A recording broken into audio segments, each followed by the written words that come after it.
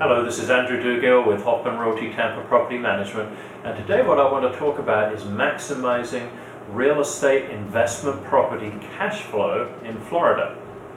And this is part one of a three-part blog. In part one we're going to discuss things you can do operationally.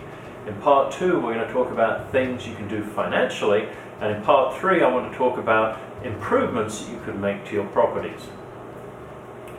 Doesn't it seem that if you're a real estate investor in Florida that the cash flows are getting squeezed these days?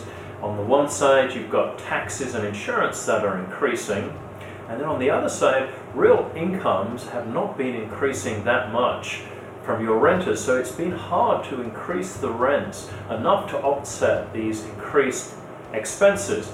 Plus, there's a lot of new institutional investors that have come to town now and offering their properties for rentals.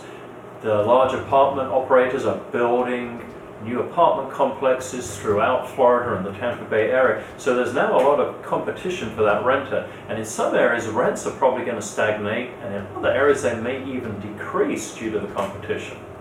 And there's a new federal tax for landlords as well. So what can you do operationally? Well, the most important thing is do not have vacancies, or minimize your vacancies. If your property is vacant, price it right, advertise it properly, get a good renter in there. If you have a good renter in there, keep it. It can't emphasize enough how important it is to treat your tenants right. Treat them with respect, be very responsive to legitimate maintenance concerns. That's the number one reason renters leave, and try and make that tenant a long-term tenant, then you don't have vacancies. And then the third thing is the cost of repairs. They can really eat your lunch unless you're careful.